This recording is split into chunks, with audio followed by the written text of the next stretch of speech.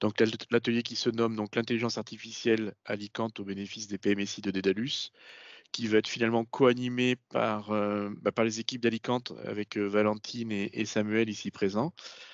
Et puis on a la chance de pouvoir faire participer le CH de Bastia au travers de la voix de Serge Linal et j'interviendrai de temps en temps, dans le cadre de cette présentation au travers de notre expertise et expérience sur la partie PMSI et la démarche que nous avons eue avec Alicante en termes d'intégration et c'est pleinement le sujet que nous allons vous présenter aujourd'hui.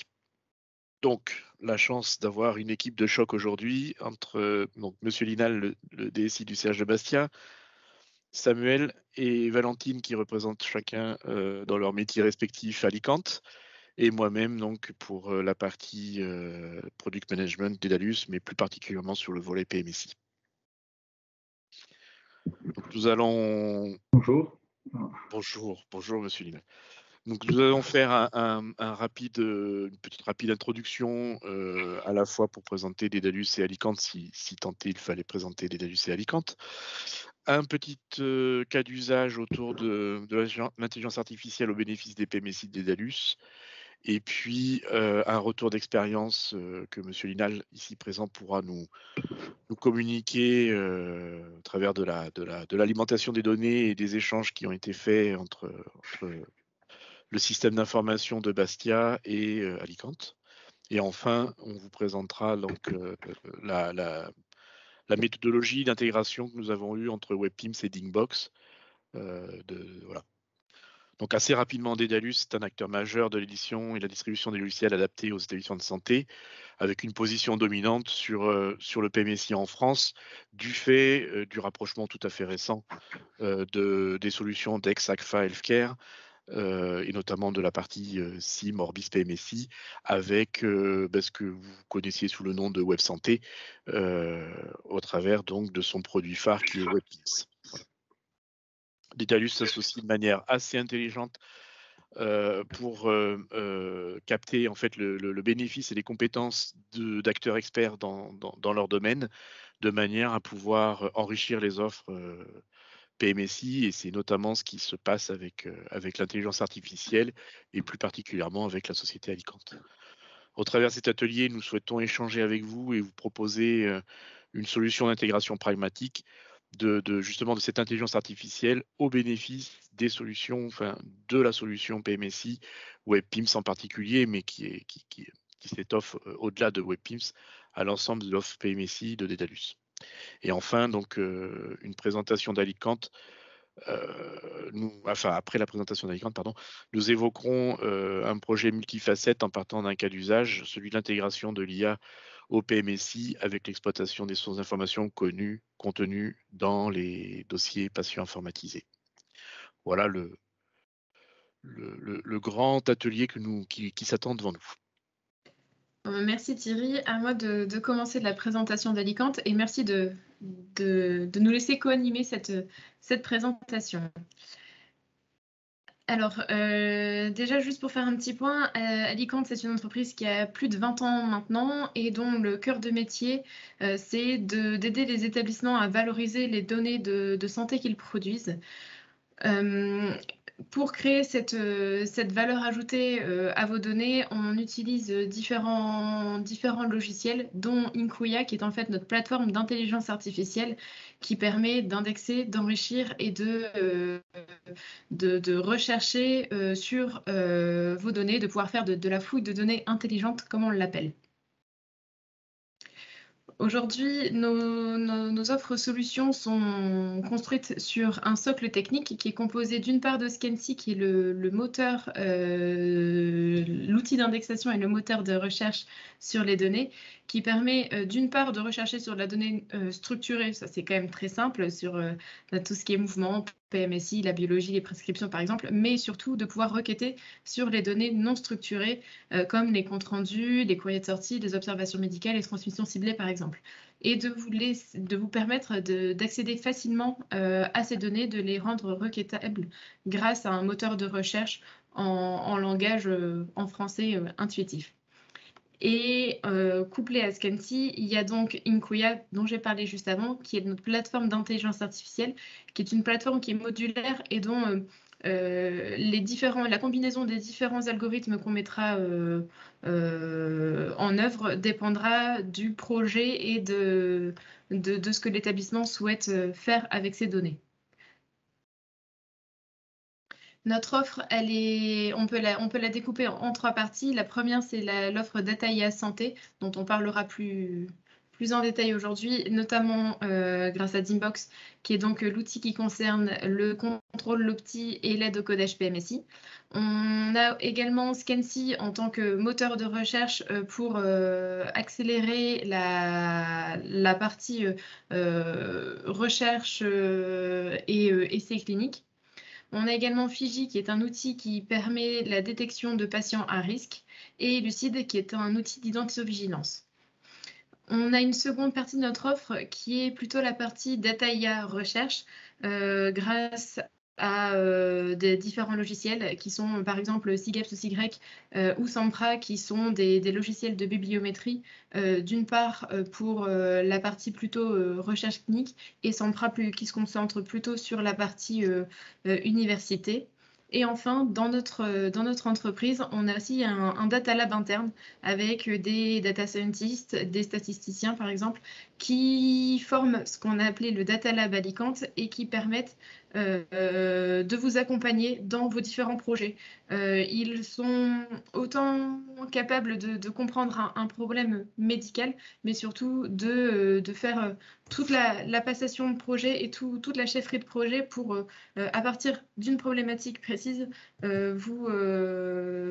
grâce à vos données, vous permettre d'accéder facilement aux solutions de vos problèmes. Aujourd'hui, on travaille avec de nombreux établissements en France sur toute la première partie qui est la partie Data IA Santé. On travaille avec des établissements de taille très différentes puisque on équipe autant des GHT entiers donc, qui nous permettent d'adresser des petits établissements. C'est ce qu'on pourra décrire tout à l'heure avec Monsieur Linal, avec des petits établissements comme Calvi, Corté par exemple. Mais on travaille aussi avec des plus gros établissements, des supports de GHT, des CHU, des CHR, voilà. On a aussi une partie de notre offre qui est plutôt adressée aux différents éditeurs, puisque la plupart de nos produits sont taplables via des web services, des API. Mais ça, c'est une partie sur laquelle, si vous avez des demandes, on pourra voir ça dans un second temps. Ça ne concernera pas la majorité d'entre vous aujourd'hui. Et aujourd'hui, on a, avec le groupe Dédalus, de nombreux sites communs sur nos offres communes, que ce soit du Orbis, du DXCare, du SIM, du PIMS. Voilà. Sur les différents produits Dédalus, on a de nombreux clients communs. Autant sur le secteur public que sur des ESPIC. Et on a travaillé plus particulièrement sur des parties plutôt d'alimentation et d'interop, mais également de l'intégration de l'IA ou du NLP. Donc le NLP, c'est tout ce qui est plutôt analyse sémantique, qui sont directement intégrés aux solutions PMSI. Mais on a également travaillé avec le groupe Dédalus, et là plus particulièrement avec l'Italie, sur l'intégration d'une dimension multiterminologique au portail CKP. Et l'objectif, c'est vraiment de proposer aux sites existants, aux sites communs, mais surtout aux nouveaux sites de part et d'autre, des intégrations et une interopérabilité complète entre nos logiciels.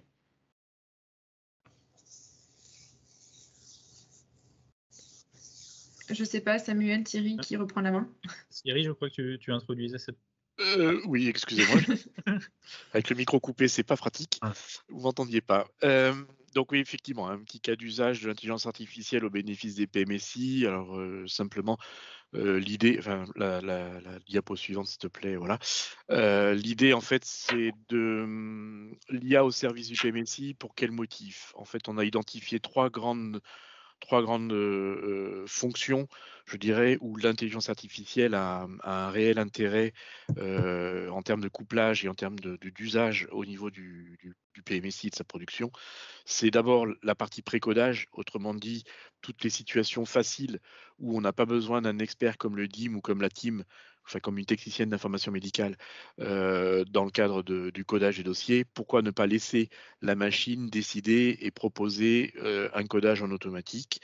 La deuxième situation, c'est de s'appuyer sur justement l'ensemble des données contenues dans le dossier patient informatisé et les comparer avec le codage du PMSI qui a été effectué et en tirer les optimisations possibles. Laisser la machine décider ou mettre en évidence l'ensemble des situations où potentiellement un meilleur codage pourrait être fait et le système pourra en plus suggérer, au travers de l'IA, des situations de codage qui auraient peut-être été omises par les différents professionnels qui viennent intervenir sur leur codage dans le PMSI.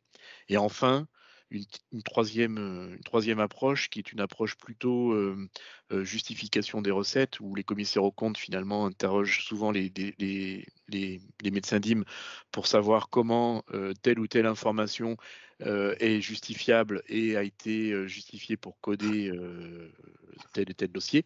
Eh bien, c'est là où l'IA peut avoir un rôle très intéressant pour faciliter la fouille d'informations et retrouver immédiatement, voilà, ce diagnostic-là, il est vérifiable, il est vérifié parce que on retrouve des informations au niveau du dossier patient informatisé, dans le compte rendu opératoire ou dans le compte rendu d'hospitalisation ou dans dans une autre source d'information qui est révélée par le système. Voilà, en gros, les trois thématiques majeures qui nous intéressaient avec l'intelligence artificielle. Alors, donc sur les projets d'intégration, maintenant que Thierry a adressé un peu les enjeux en disant mais pourquoi est-ce qu'on veut utiliser des technos IA ou NLP à l'intérieur de la production PMSI, maintenant, c'est comment est-ce qu'on peut réussir ça? Comment réussir une intégration? Parce que le but étant de ne pas fonctionner en silo en disant il y a le logiciel, la suite de groupage d'un côté, et puis il y a un outil comme Dimbox de l'autre. Alors même si historiquement, quand les produits ont été créés, ils ont été créés chacun de leur côté, évidemment. Mais maintenant, on est rendu à une certaine maturité des produits de ce segment pour dire ça ne sert à rien de les faire fonctionner en silo l'un à côté de l'autre, il faut réussir à intégrer les choses le plus possible. Alors intégrer les choses, ça ne veut pas dire se contenter d'une petite intégration en bout de chaîne en disant finalement en bout de chaîne on va réussir à mettre un écran d'ouverture contextuelle et puis c'est tout, ça ne va pas suffire. Si on veut vraiment parler d'une production intégrée, on va avoir plusieurs choses à faire. C'est-à-dire en premier lieu se poser une question globale sur la stratégie de production d'information en se disant depuis la production primaire de l'information dans les notes cliniques, dans les comptes rendus, dans la façon dont les informations médicales sont produites et sont fournies, sont mises de côté. Donc d'intégrer cette notion-là à l'intérieur, on va voir ça tout à l'heure, notamment avec le CH de Bastia, le fait qu'il y ait eu un vrai impact sur la réflexion, sur la production d'informations pertinentes pour l'alimentation de l'outil. Ça permet vraiment de faire des choses intéressantes. Après, avant de parler des intégrations métiers, l'IA ou la NLP, ce sont des technos qui résonnent sur des datas. Les datas, donc, il faut qu'elles soient produites intelligemment et ensuite, il faut qu'elles nous soient transmises de la façon la plus transparente possible, la façon la plus intelligente possible et avec le moins d'impact possible sur le système d'information, parce qu'il ne s'agit pas qu'une solution de ce type-là qui est déployée vienne mettre à plat un système de production, c'est-à-dire qu'on ne doit pas perturber la production de soins, on ne doit pas perturber les performances du DPI quand on vient interroger, quand on vient récupérer des données. Donc il y a une notion d'alimentation qui doit être intelligente, qui doit être maintenue, qui doit être supportée et qui doit se faire en cohérence avec la stratégie système d'information de l'établissement. Et à la fin, effectivement, de ne pas mettre de côté les intégrations métiers, parce que si on doit ouvrir des écrans dans tous les sens, s'authentifier 50 000 fois, c'est assez désagréable pour les utilisateurs et on peut vraiment leur faire bénéficier de gains quand on arrive à faire des intégrations les plus transparentes possibles, à ce que dans un outil et dans l'autre, on puisse savoir les préconisations de l'un et de l'autre directement et de façon la plus directe possible. On regardera tout à l'heure comment on a fait ça. Oui, donc c'est parti là. effectivement. Donc voilà, en gros, hein, la brique qu'on expose, la brique intelligence artificielle, elle n'est ni intégrée au DPI au sens d'un mécanisme qui serait développé complètement dans le dossier patient informatisé, et ni à contrario dans le PMSI ou dans les outils qui font office d'assistance à la production du PMSI. Donc c'est vraiment une brique qui est au cœur du système d'information et dont le rôle va être d'être un tissu de communication entre le DPI et le PMSI. Et l'intelligence artificielle que l'on exploite au travers des outils d'Alicante, hein, donc on va bénéficier d'un moteur de règles, on va bénéficier de la pertinence des données du DPI pour le bénéfice du PMSI. On va avoir donc une approche totalement fonctionnelle et vous proposer des mécanismes d'interopérabilité, mais efficaces. Et comme l'a très justement dit Samuel, l'objectif, c'est pas que l'utilisateur perde son temps à naviguer dans 50 écrans et à se reconnecter ou se réauthentifier systématiquement. L'idée, c'est réellement que à un instant T, je puisse bénéficier de la source d'information, quelle que soit sa provenance. Et on s'appuie donc sur cette intelligence pour l'intégrer au PMSI. Voilà un peu dans l'approche que l'on a. Et on vous met ici en évidence aussi un module que vous ne connaissez peut-être pas sous le nom de complétude. Pour ceux qui ont suivi l'atelier ce matin sur notre stratégie PMSI, eh bien complétude est un outil qui est au cœur de cette stratégie, avec l'objectif à terme de bénéficier d'un outil unique du PMSI qui sera ni Orbis PMSI ou SIM, ni WebPIMS, mais un outil qui va bénéficier de toute la quintessence et de la connaissance et de l'expérience de ces offres qui étaient autrefois concurrentes. Voilà un peu les prémices de ce qu'on est en train d'expliquer aujourd'hui. Alors, avant d'aller un peu sur la façon dont on a intégré les choses, on va quand même vous expliquer un peu ce qu'est Dimbox, parce que certains le connaissent ici, d'autres ne le connaissent pas. Le but, c'est pas de faire une démo de Dimbox en tant que tel aujourd'hui, hein, on ne le fera pas. Si vous êtes intéressé par une présentation, vous pouvez nous laisser un message dans le chat, dans la messagerie, ou nous contacter après. On se fera un plaisir d'organiser une session de présentation. On va juste vous rappeler ce que ça fait globalement. Et là, le but, c'est de vous montrer comment on a intégré ça dans l'écosystème des Dalus, surtout. Donc Dimbox, on va retrouver un petit peu des choses qui étaient dans les grands objectifs qu'a tracé Thierry tout à l'heure. C'est-à-dire que Dimbox peut intervenir en proposition de codage pour aider à débarrasser les codeurs de certaines tâches qui peuvent être soit automatisées, soit pré-codées et qui n'ont plus qu'à être validées. Ça peut travailler en contrôle et en optimisation, en disant à partir de la production réelle sur un séjour, de pouvoir faire un contrôle alors soit immédiat, soit J+1, soit dans des choses plus traditionnelles actuellement, quelques temps après un codage initial.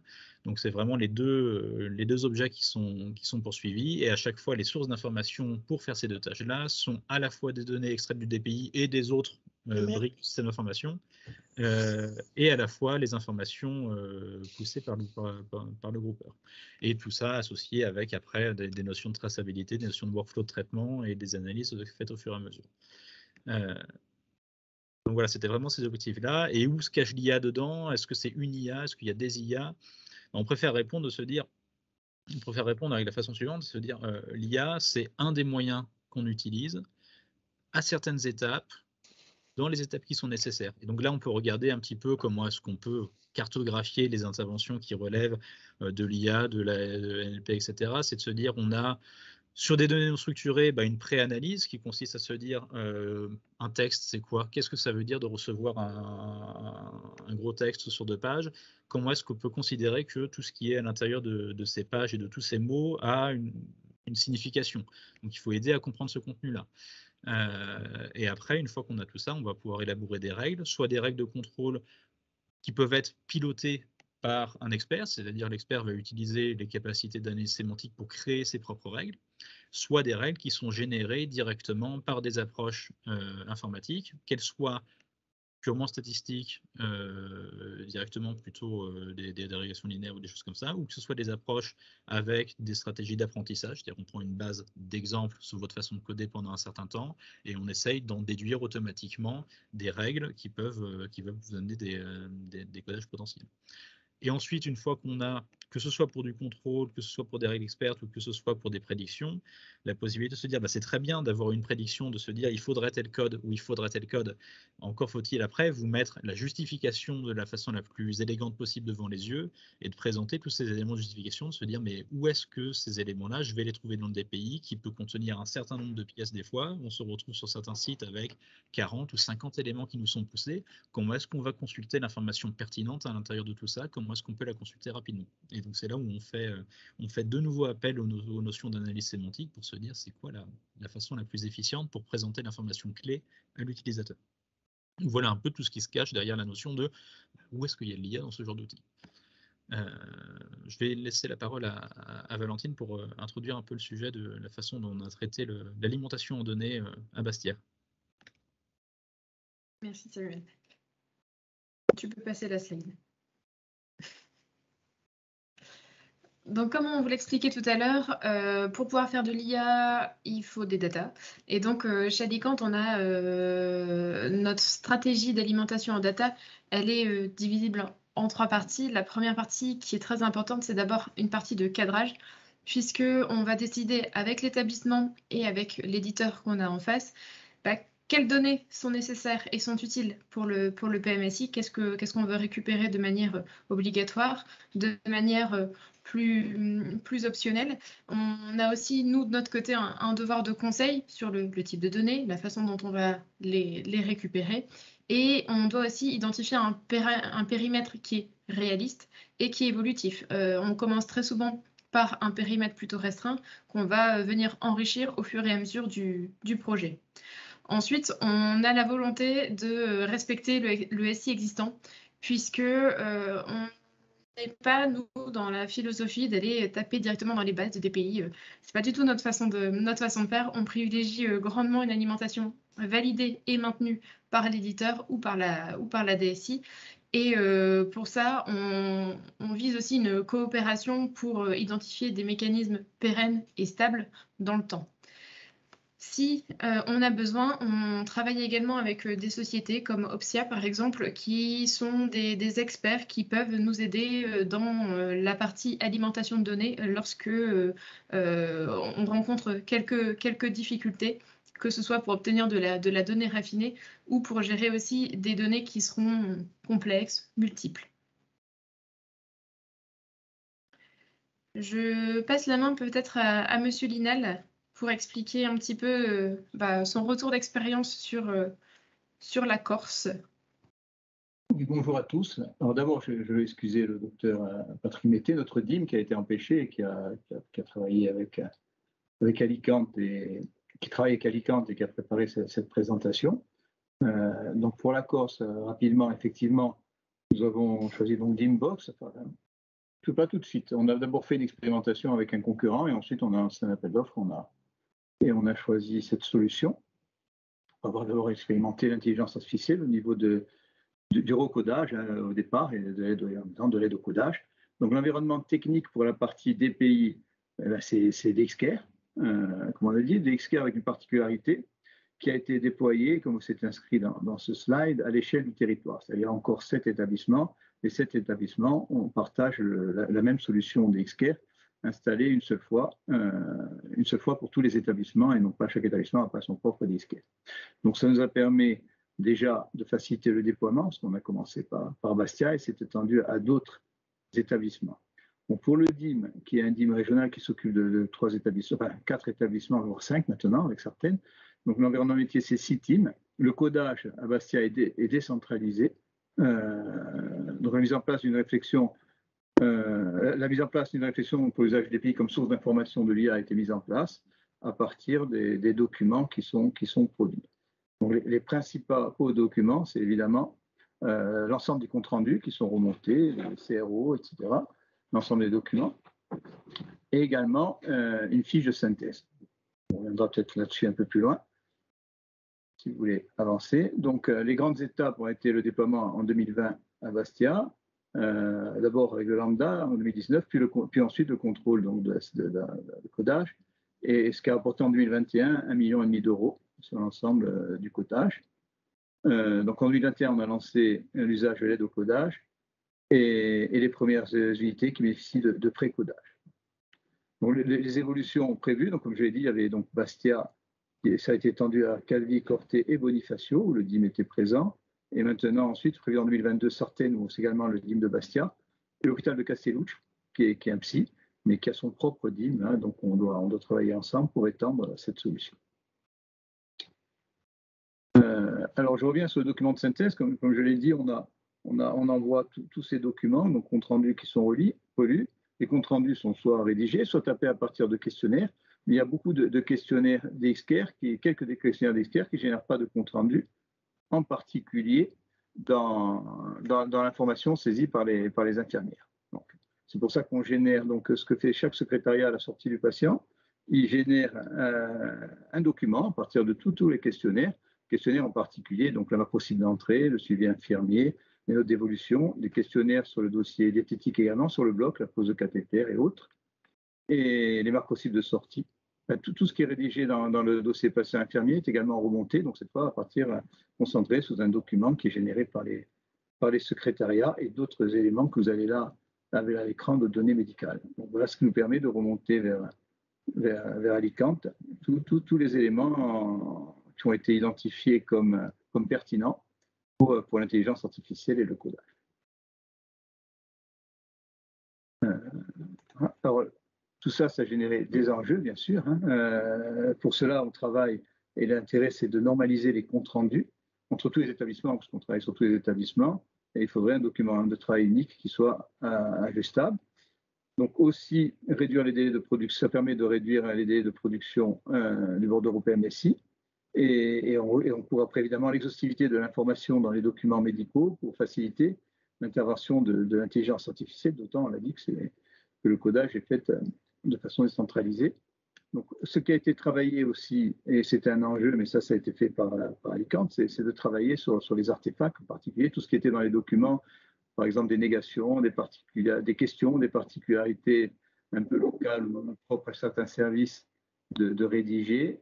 Tout ça, c'est un travail qui a été fait et qui est amélioré grandement, hein, qui est facilité par l'intelligence artificielle. Enfin, je laisse les gens qui ont bien travaillé là-dessus, d'Alicante, peut-être commenter tout ça ou le commenteront après. Et voilà. Et l'organisation du DIM, en tout cas, a besoin de ces outils aujourd'hui parce qu'on change de paradigme. Vous le savez, il y a une inflation exponentielle du nombre de fichiers à produire. Je pense à tout ce qui ne rentre pas dans le codage classique. Je pense aux articles 51 qu'on met en œuvre. Il faut de plus en plus de recueils de fichiers à remonter. Et on a du mal à rajouter des moyens humains dans les DIM, en team en particulier.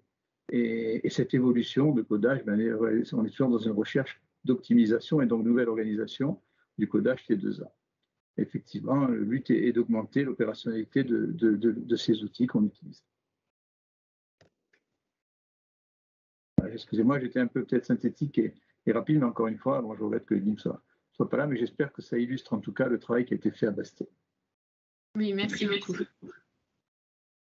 Et comme le disait M. Linal, effectivement, il y a toujours une notion, parce que là on a parlé vraiment d'une notion d'alimentation, et on se rend compte à chaque déploiement qu'on a quand même des syntagmes et des façons de faire très propres à chaque établissement sur la façon de produire les données, la façon d'exprimer les informations, la façon de structurer les informations produites. Et qu'il faut être capable de les prendre en compte et de se dire si on essaye d'utiliser toujours la même méthodologie exacte sur la façon dont les documents sont pris en compte dans ce type de techno, on va échouer à personnaliser l'installation, on va échouer à prendre en compte des spécificités parce qu'on n'a pas les mêmes documents types partout. Donc il faut vraiment être capable de taper au plus juste, d'avoir une étape comme ça d'ajustement à la production, établissement par établissement, et même des fois dans des organisations qui peuvent être très polaires, sur un pôle ou sur un autre, d'avoir des capacités à en prendre en compte les façons de faire très spécifiques de chaque pôle, voire de chaque service dans certains cas. Donc il y a une dimension vraiment de conduite de projet qu'il ne faut pas oublier, une implication qui est assez nécessaire, souvent fédérée par le DIM, hein, sur la réflexion sur la juste production de l'information et sur comment est-ce qu'on interagit entre les deux. Ça ne peut pas être un projet de sourd, un projet qui soit mené que d'un point de vue technique. Il y a vraiment une réflexion métier à avoir sur cette partie-là, sur le questionnement, qu'est-ce qu'on met comme données et comment est-ce qu'on choisit la donnée qu'on met à l'intérieur. Ce sont des vraies questions de lancement de projet à mener à chaque fois. Thierry, tu voulais introduire peut-être après la... Non, je crois que c'était ton... C'était moi. Oui, c'était encore toi, oui. C'est C'est encore moi, juste- donc j'enchaîne. Je te laisserai sur les écrans, sur les écrans WebPIMS. Alors, Yes. et pour prendre la deuxième partie, on a expliqué comment est-ce qu'on avait les entrées. Et maintenant, c'est comment est-ce que, une fois qu'on analyse les choses, comment est-ce qu'on intègre ça avec des solutions locales. Le but, c'est de se dire, on va éviter de travailler chacun de son côté et d'avoir, si possible, du coup, un workflow. Alors là, on a dessiné. Alors ça reste un gros workflow avec des flèches, mais c'est normalement assez compréhensible si on suit les étapes. Et c'est une espèce de boucle parce qu'on a à la fois de l'information qu'on amène côté Alicante en tout début de chaîne quand on fait de l'aide au codage avec des suggestions qu'on envoie vers WebPIMS, mais on a à la fois aussi au fur et à mesure de la production WebPIMS qui nous alimente avec les décisions qui ont été prises et avec la production au fur et à mesure des cotations sur lesquelles on va déclencher des contrôles qualité. Les contrôles qualité, on va les renvoyer à destination de WebPIMS qui va pouvoir afficher ça directement au fur et à mesure. Et on va avoir comme ça une sorte de boucle d'intégration qui va se faire au fur et à mesure et avec des principes qui sont vraiment de le faire au fil de l'eau. C'est-à-dire qu'on va éviter les échanges asynchrones au jour le jour. On va vraiment avoir, quand une décision est prise d'un côté ou de l'autre, qu'elle soit répercutée pour que, quel que soit l'outil dans lequel on se connecte, on ait l'information à jour avec les derniers calculs. Et donc là, dans les usages un petit peu proposés, si on va de gauche à droite, on va avoir un petit peu les différentes choses.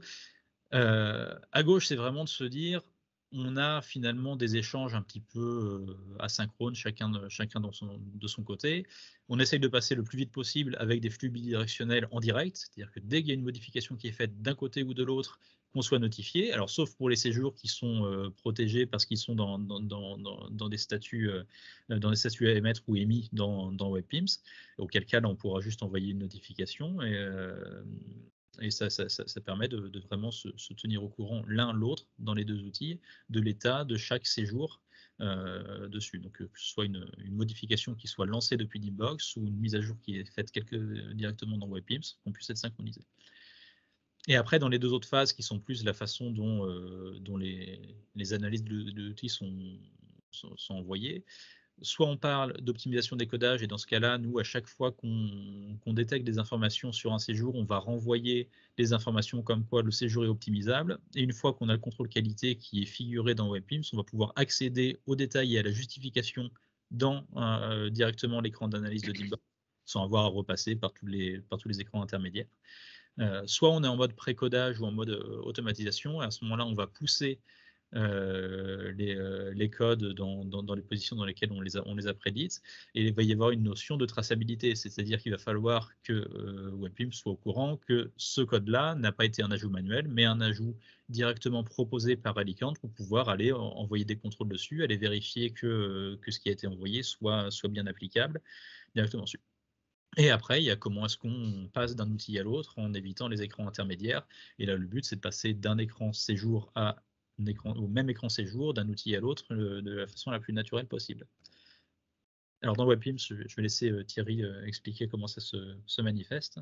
Tu as déjà tout dit, donc c'est magique. C'est magique, oui. Donc, effectivement, de côté WebPIMS, donc on l'a illustré par quelques copies d'écran, le fait que des marqueurs sont posés et sont construits spécifiquement entre Alicante et WebPIMS pour identifier donc les séjours ayant bénéficié d'un codage automatique, donc la notion de pré-codage que l'on expliquait tout à l'heure, ou identifier les séjours qui sont considérés comme étant optimisables par le biais de l'intelligence artificielle. Donc ces séjours-là, en fait, finalement, ce sont ces séjours que vous allez pouvoir repérer au travers de listes de travail ou au travers directement de l'outil PMSI, et puis via les appels contextuels, aller à la source et au cœur de l'information que propose l'IA pour identifier les circonstances qui permettent de dire bah oui, il y a une optimisation possible et voici pourquoi. Et c'est important que ce soit fait dans l'IA, puisque l'IA est un système auto-apprenant et c'est finalement votre validation ou votre invalidation qui fera que le système va être de plus en plus pertinent et de plus en plus en phase par rapport à votre organisation de codage et pouvoir dire, ben voilà, je ne vous propose plus des choses qui amènent du bruit parce que derrière, vous m'avez fait des retours qui font que la pertinence était pas forcément si évidente que cela en termes d'optimisation du codage. C'est ces mécanismes-là qui vont être proposés directement entre les deux outils. Et pour ce faire, donc, on a mis en place des systèmes avec des demi-connecteurs entrant et sortant, donc, de telle manière à ce que les données qui sont dans le PMSI WebPIMS soient automatiquement synchronisées avec Dimbox. Sans qu'il y ait une action humaine quelconque, hein. C'est simplement le fait que vous ayez modifié ou validé quelque chose dans WebPIMS qui derrière va notifier le système d'interfaçage et va communiquer les éléments à Dimbox. Dimbox dans son coin, excusez-moi, mais dans son espace de travail, va organiser ses enquêtes, ses analyses et obtenir soit de l'optimisation, soit rien à dire. Et ces retours sont ramenés dans WebPIM sous la forme de marqueurs. Et enfin, vous avez donc d'un côté comme de l'autre, on a mis en œuvre donc ces fameux appels contextuels qui permettent, sans se réauthentifier, enfin il y a une authentification une première fois, mais une fois que c'est fait, votre session est conservée et pour le coup, vous pouvez basculer de l'un à l'autre de manière très très très transparente pour pouvoir compléter, regarder, observer, tirer l'information, éventuellement accepter ou refuser les choses. Et tout ce cycle-là s'arrête bien évidemment avec le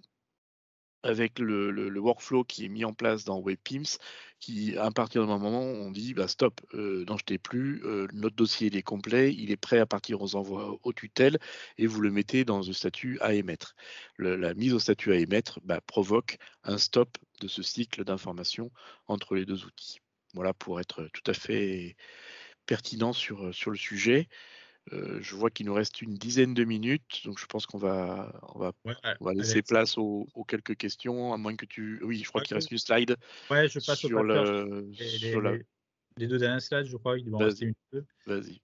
Voilà. Donc là, si on regarde l'écran sur lequel on est, le bouton afficher le dossier Alicante qui vous amène en bypassant toutes les étapes finalement sur l'écran de justification des choses. C'est-à-dire qu'une fois qu'on est dans Dimbox, on peut arriver directement sur un séjour. On a bypassé toutes les listes de travail, toute la recherche des choses. Et on peut aller traiter finalement le contrôle qualité. Donc le contrôle qualité, il se représente un petit peu toujours comme ça. C'est-à-dire qu'on a quelques étiquettes qui sont la nature des contrôles qualité qui ont été mis. On a éventuellement des prédictions en vert qui sont les prédictions sorties par l'IA. Et si on descend un petit peu, on va voir que pour chaque contrôle qualité en rouge, là on a vu celui de la carence martiale, on va avoir les éléments de justification. Donc là on n'a pas le bas de l'écran, mais on a le lien vers le document juste à côté de la détection. On sait à quel endroit est-ce qu'on a vu les informations sur la carence en fer ou sur l'éventuelle supplémentation. Directement dessus. Alors à chaque fois qu'on a une prédiction, on a un indice de confiance si on passe sur survol qui va être associé. On sait sur quel document ça s'est basé. On peut récupérer les informations administratives courantes du séjour qui sont là dans le petit cadre information administrative. Et puis on peut aller voir l'ensemble des documents. Alors là sur l'exemple, il y a un seul document lié à ce séjour, mais si on avait 30 ou 40 documents liés au séjour, on aurait un viewer unique pour l'ensemble des documents qui nous ont été poussés pour ce séjour, qui permet de balayer assez rapidement de façon cursive tous les éléments avec tous les justificatifs qu'on peut trouver pour telle et telle détection. Et après, on le traite tout simplement avec la coche verte en disant je traite le séjour, j'accepte ou je refuse les contrôles qualité, j'ajoute un code, je change éventuellement le DP, et au moment de l'enregistrer, on va rebasculer vers WebPIMS directement les informations. On peut réouvrir le séjour dans WebPIMS directement à partir de son identifiant. Merci à vous pour la qualité de votre présentation. Merci Alicante également pour cette présentation. Merci à tous. Merci beaucoup. Merci. Au revoir. Merci, au revoir. À très bientôt.